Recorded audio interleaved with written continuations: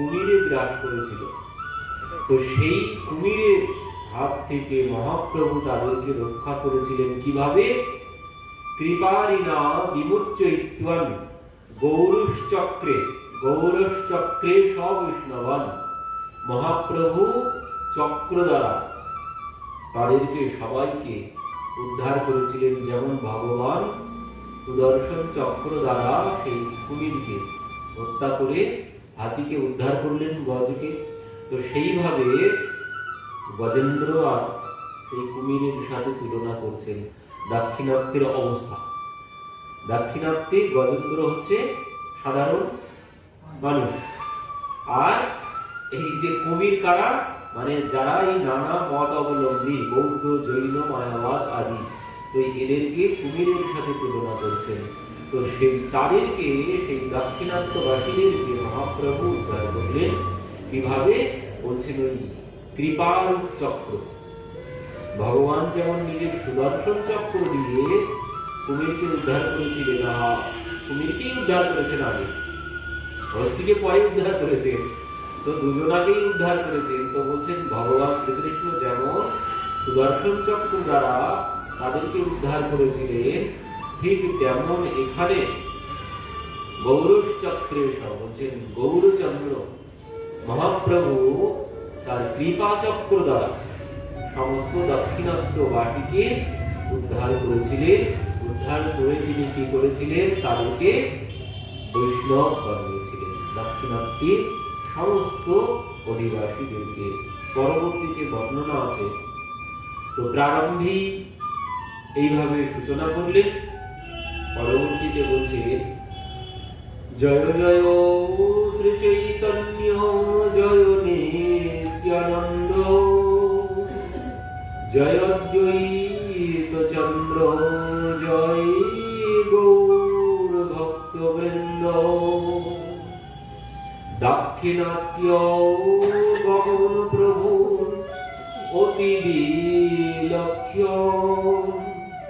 সহস্র সহস্র তীর্থ কইল দর্শন।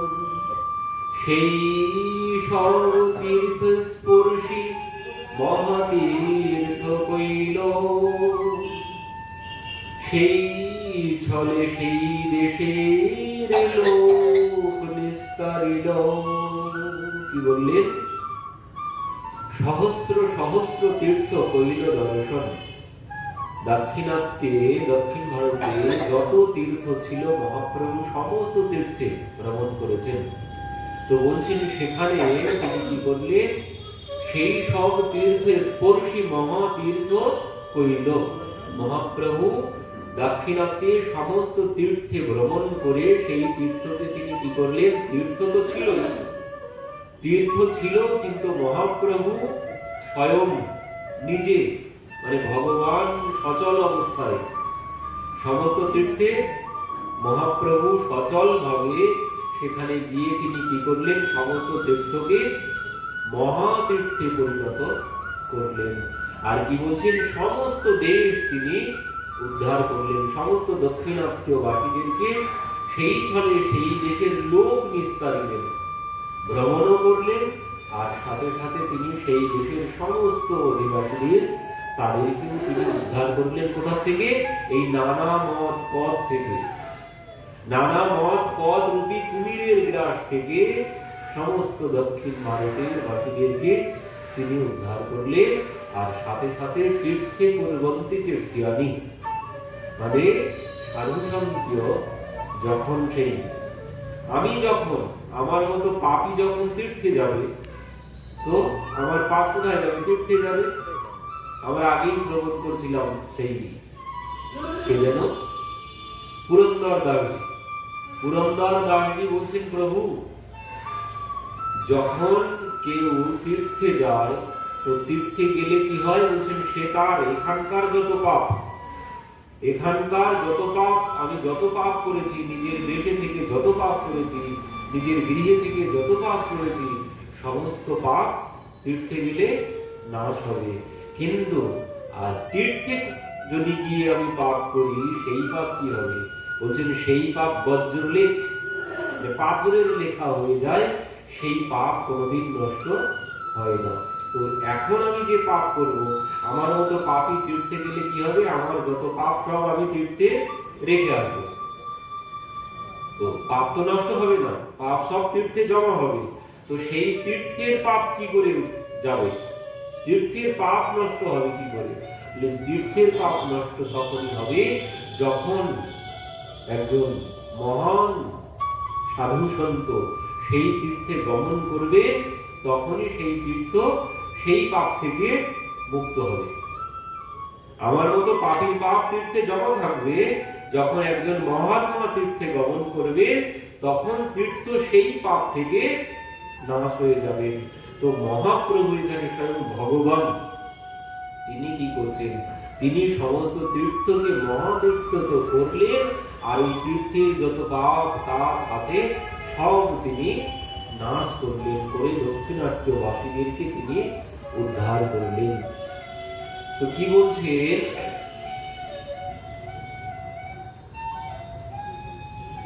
তীর্থযাত্রায় তীর্থক্রম করিতে না পারি, দক্ষিণ বামে তীর্থ গমন হয় ফেরা ফিরি। বলছেন মহাপ্রভু যত যত তীর্থে গিয়েছিলেন তার সমস্ত বর্ণনা দেওয়া সম্ভব নয়।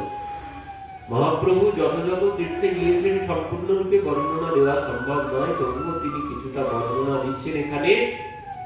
অতএব নামমাত্র করিয়ে গমন, কহিতে না পারি তার যথা অনুক্রম। পূর্ববৎ পথে যাইতে যে পায় দর্শন, সেই গ্রামে যায় সেই গ্রামের যত জন।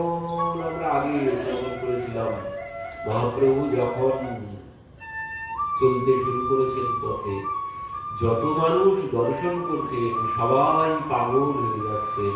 মহাপ্রভু তাদের সবাইকে বলছেন একবার হরি বল বলো। তো যে যখনই হরি বল বলছে, সেও মহাপ্রভুর মতো পাগল হয়ে যাচ্ছেন। সবাই মহাপ্রভুর সাথে পিছনে পিছনে চলতে শুরু করছেন। মহাপ্রভু বলছেন দেখো, তোমরা আমাদের সাথে আমার সাথে যেও না, তোমরা যে যার বাড়িতে গিয়ে, মানে যে যার দেশে চলে যাও, যে যার গ্রামে চলে যাও, এই যে প্রেম তোমাদেরকে দান করলাম, তোমরা গিয়ে তোমার গ্রামে সমস্ত মানুষকে এই প্রেম দান করো। তো সমস্ত ভক্তবৃন্দ মহাপ্রভুর সাথে যাদের দর্শন হচ্ছে, মহাপ্রভু তাদের তো ভক্ত বানিয়েই ছেড়েছেন, আর সেই ভক্তগণ তাদের তাদের গ্রামে গিয়ে যত মানুষ ছিল সবাইকে তারা এইভাবে ভক্ত বানিয়ে উদ্ধার করেছেন। তো এখানেও ঠিক ওই একই অবস্থা, এখানেও মহাপ্রভু যখন চলেছেন, সমস্ত ভক্তবৃন্দ তাদেরকেও মহাপ্রভু কৃপা করছেন, আর তাদেরকে মহাপ্রভু বলছেন যাও তোমরা সবাই তোমার নিজের নিজের এলাকায় গিয়ে সমস্ত মানুষকে তোমরা উদ্ধার করো এই প্রেম ভক্তি দান করে।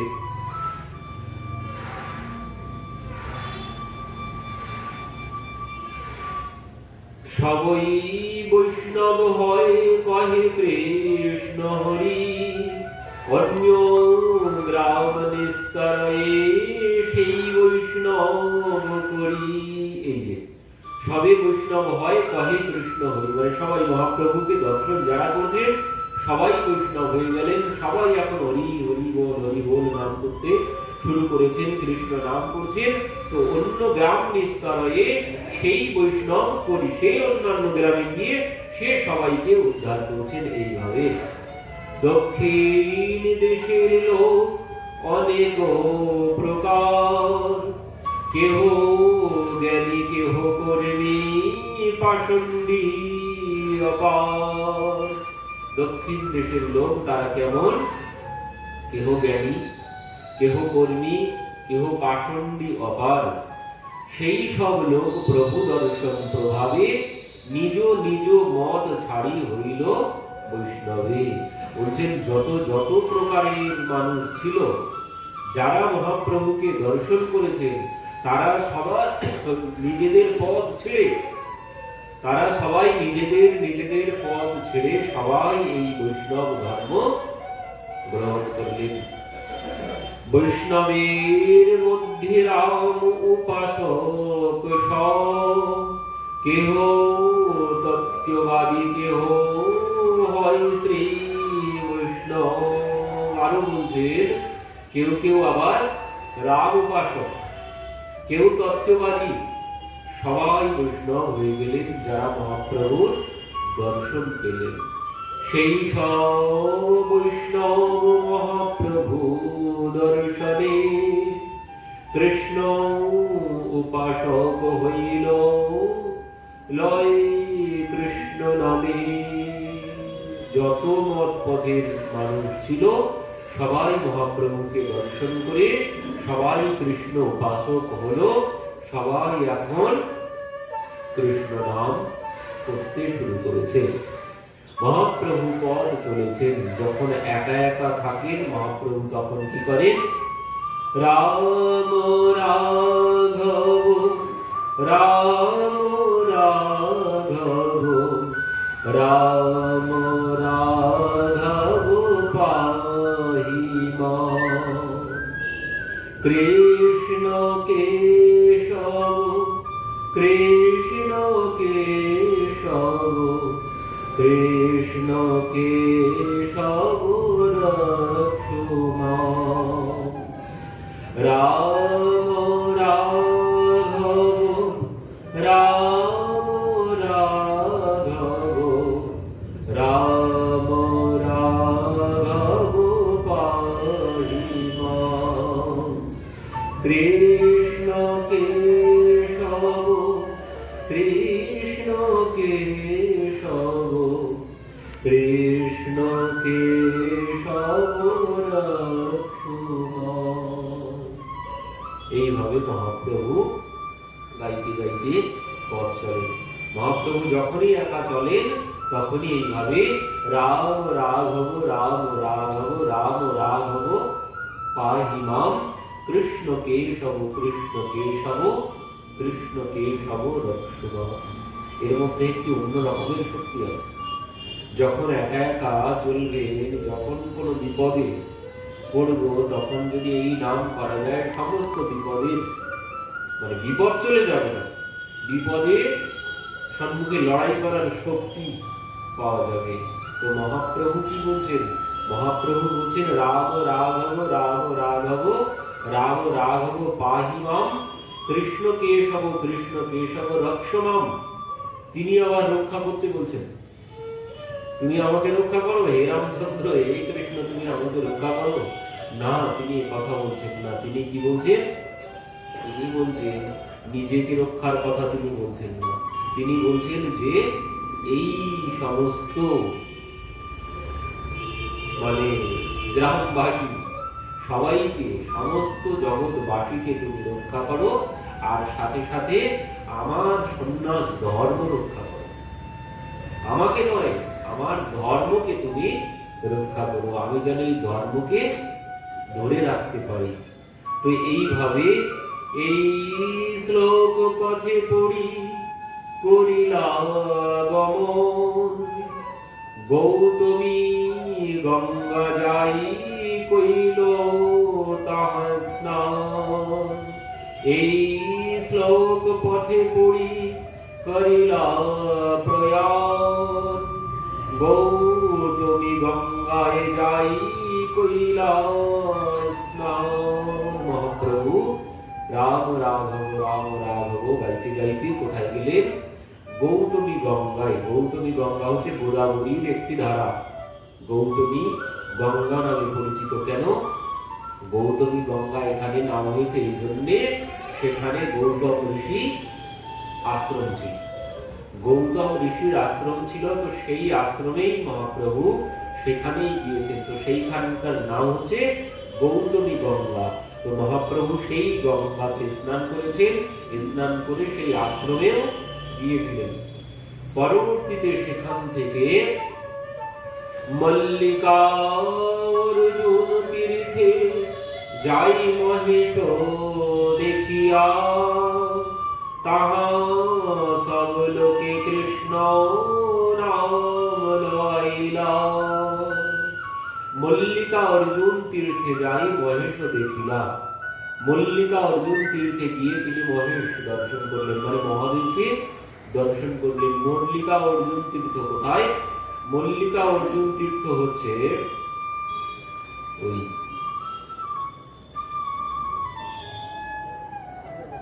কৃষ্ণা নদীর দক্ষিণ তটে এই মল্লিকা অর্জুন তীর্থ।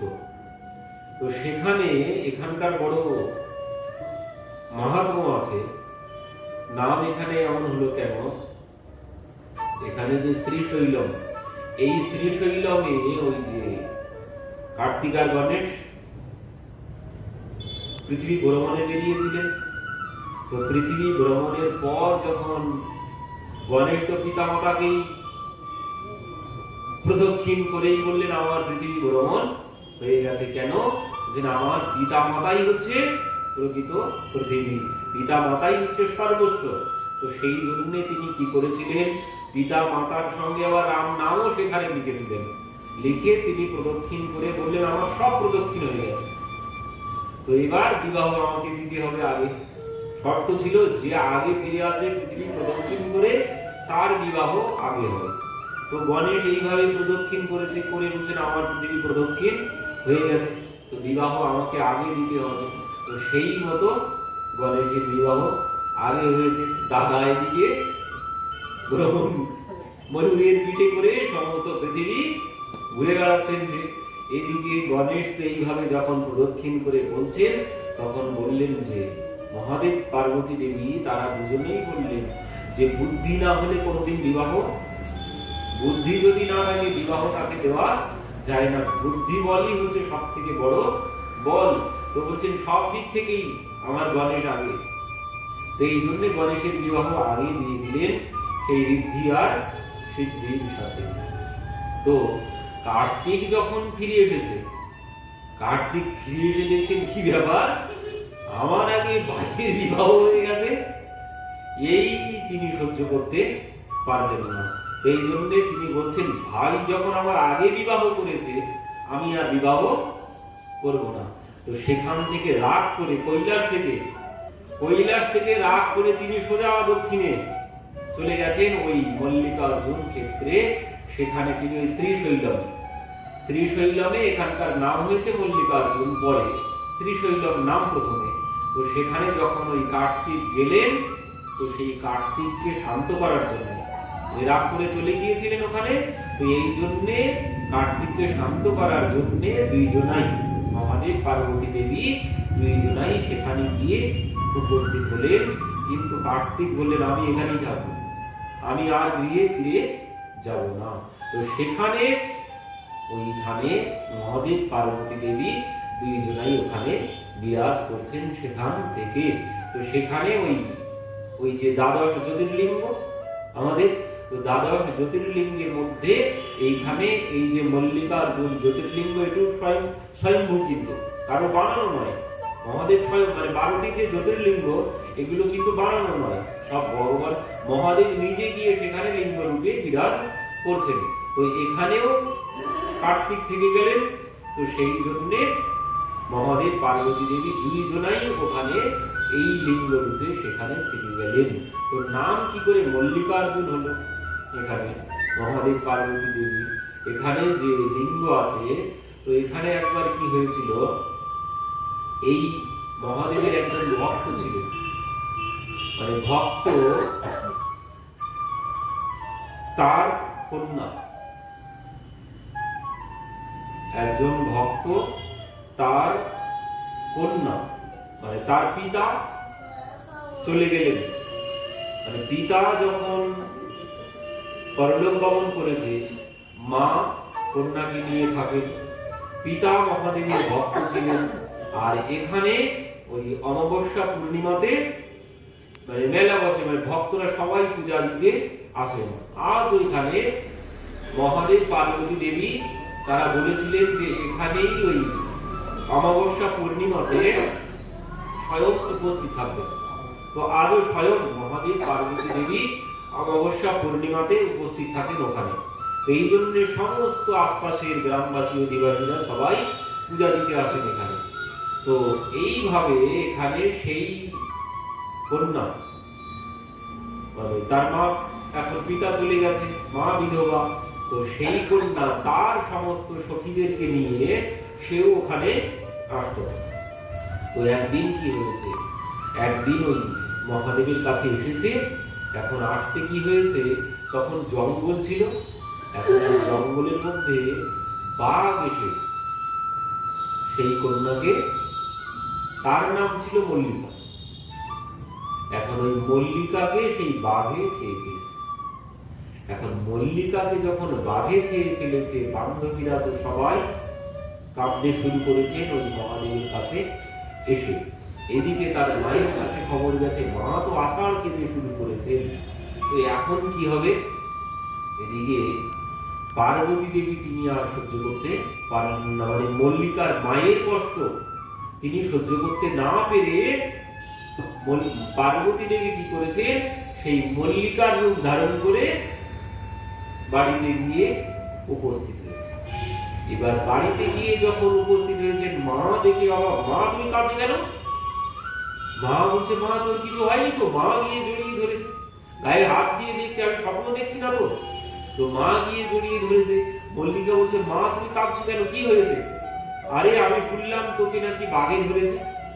না না মা, কই আমাকে বাঘে ধরেছে, এই না আমি তোমার সম্মুখে।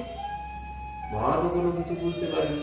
মা এবার শান্ত হয়ে পরবর্তীতে বলছে, মা তুই আর কোনোদিন যাবি না ওখানে। তো এবার কি হয়েছে, মল্লিকার বান্ধবীরা তারা তো সবাই অবাক, যারা দেখেছিল তারা তো সবাই অবাক হয়ে গেল, কি হলো তারা কেউ কোনো কিছু বুঝতে পারলো না। তারা তো ওখানে দেখে এসেছিল, কিন্তু বাড়িতে এসে মল্লিকাকে দেখছে, তারা সবাই অবাক হয়ে গেছে। এখন ওই সবাই মিলে আস্তে আস্তে কিছুদিন পরে যখন স্বাভাবিক হয়েছে, একসাথে সবাই ঘোরাফেরা করে। এবার ঘুরতে ঘুরতে একদিন কি হয়েছে, ওখানে গ্রামে মেলা বসেছে। তো মেলায় হচ্ছে কুস্তি। তো সেই মেলায় এই মল্লিকা গিয়েছে। তো মল্লিকা তার বান্ধবীদের সবাইকে নিয়ে মেলা দেখতে গিয়েছে। এখন মেলা দেখতে গিয়ে যখন এদিকে মহাদেব একা একা, তিনি থাকতে পারছেন না, তিনি দেখছেন পার্বতী গিয়েছে মেলা দেখতে, তো আমি কি করি। তো তিনি কি করেছেন, মহাদেব সেই মেলায় গিয়ে উপস্থিত হয়েছেন অর্জুনের রূপ ধারণ করে। তো এবার সেই মেলায় যখন গিয়ে উপস্থিত হয়েছে, মেলায় কুস্তির প্রতিযোগিতা হচ্ছে। এবার সেখানে অ্যানাউন্সমেন্ট হচ্ছে, ওই কুস্তি প্রতিযোগিতায় যে জিততে পারবে তাকে পুরস্কৃত করা হবে। তো সেখানে সেই প্রতিযোগিতায় এই অর্জুন গিয়ে নাম দিয়েছে স্বয়ং মহাদেব। এবার সেই মহাদেব যখন গিয়ে সেখানে প্রতিযোগিতায় নাম দিয়েছে, সেখানে তো খুব সমস্ত পালোয়ানরা সবাই তো এগিয়ে আসছে। এবার সমস্ত পালোয়ানকে এক হাতে তিনি সব দূরে ফেলে দিচ্ছেন। পরবর্তীতে অর্জুন সেখানে জয়লাভ করল। এবার যখন জয়লাভ করেছে, জয়লাভের পর পুরস্কৃত করা হয়েছে। পরবর্তীতে কি হয়েছে, ওই পথে আসতে আসতে ওই অর্জুন এই মল্লিকার সাথে কথা বলছে, এক জায়গায় বসে বসে দুইজন কথা বলছে। এবার কেউ কেউ দেখে ফেলেছে। এবার যেই দেখেছে, এবার ওখানে তো পরিচয় হয়ে গেছে, মেলায় গিয়ে সবাই চিনে গেছে, এ কোথার থেকে এসেছে কেউ জানে না। এইবার আমাদের গ্রামের মেয়ের সাথে কথা বলছে। এই সবাই আস্তে আস্তে সেখানে জড়ো হয়েছে, এই কি ব্যাপার, তুমি কোথার থেকে এসেছো আমরা কেউ জানি না, আমাদের গ্রামের মেয়ের সাথে কথা বলছো। এই নিয়ে সবাই চারিদিক থেকে সবাই এসে উপস্থিত। সবাই জিজ্ঞাসা করছে মল্লিকাকে, এই কিরে কি হয়েছে? মল্লিকা বলছে, নেনাকে আমি খুব ভালোভাবে চিনি। কিভাবে? বলছে, নিনি আমাকে আমি মহাদেবের পূজা দিতে গিয়েছিলাম, আমাকে ওই বাঘে আক্রমণ করেছিল, ইনি আমাকে বাঁচিয়েছিল, তো এই জন্য আমি এনাকে ভালোবাসি। এই যখন বলেছে, গ্রামের লোক বলছে, তাহলে তো তোদের বিবাহ দিতে হবে। এবার সবাই মিলে কি করেছে, বিবাহ দেওয়ার জন্য কোথায় নিয়ে গেছে? বিবাহ দেওয়ার জন্য ওই শ্রীশৈলমে। ওইখানে সবাই যায়, মানে শুভ কর্ম ওখানে গিয়েই সবাই করেন। তো এবার ওই শ্রীশৈলমে, মানে যেখানে মহাদেব পার্বতী দেবী আছেন, তো এবার মহাদেব পার্বতী দেবীর লিঙ্গের কাছে এবার স্বয়ং মহাদেব পার্বতী দেবীকে বিবাহ দেওয়ার জন্য গ্রামবাসী এনে উপস্থিত করেছে। ওখানে তো কার্তিক আছে, কার্তিক আগের থেকেই বসে আছে। এইবার কার্তিক দেখছে ব্যাপার কি, বাবা মা এইভাবে এখানে কিভাবে আসে, কার্তিক সেখানে আবির্ভূত হয়ে গেছেন স্বরূপে। স্বরূপে যখন কার্তিক সেখানে উদয় হয়েছে, কার্তিক দেখে বলছে বাবা মা তোমরা কি ব্যাপার এইভাবে এই রূপে। এবার হচ্ছে এই কার্তিককে সবাই দেখেছেন কি ব্যাপার, বাবা মা মানে কি হয়েছে। তখন বললেন আরে ইনি তো আমার পিতামাতা মহাদেব পার্বতী। মহাদেব পার্বতী এই কথা যখন সবাই জানতে পারলো, তাহলে আমাদের মল্লিকা নয়, আমাদের গ্রামের মল্লিকা নয়, এ অর্জুন তাহলে মহাদেব আর মল্লিকা তাহলে পার্বতী দেবী। কার্তিক বলছেন হ্যাঁ, তাহলে আমাদের মল্লিকা গেল কোথায়? গ্রামবাসী সবাই বলতে শুরু করেছে।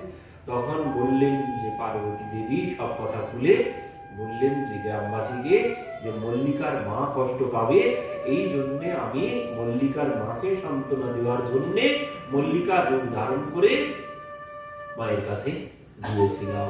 এই কথা শ্রবণ করে সঙ্গে সঙ্গে মল্লিকার মায়ের কাছে যেই এই সংবাদ গেছে, মল্লিকার মা তো দৌড়ে এসে আবহাওয়া করে পড়েছে। তখন মহাদেব পার্বতী দেবী বলছেন যে মা, তোমাকে যখন একবার মা বলে ডেকেছি, তুমি আমার যুগ যুগ ধরে তুমি আমার মা, তুমি তোমার মল্লিকার জন্য চিন্তা করো না। তোমার মল্লিকা কতদিন থাকবে, তোমার মল্লিকা কতদিন থাকবে, আমি যুগ যুগ ধরে তোমার মল্লিকা রূপেই এখানে থাকবো। তুমি আমাকে স্বয়ং দর্শন করবে তোমার কন্যা রূপে ওই প্রতি অমাবস্যা আর পূর্ণিমাতে। প্রতি অমাবস্যা পূর্ণিমাতে তুমি তোমার কন্যা রূপে আমাকে এখানে দর্শন করবে, আসবে, তোমার কোনো কষ্ট পেতে হবে না।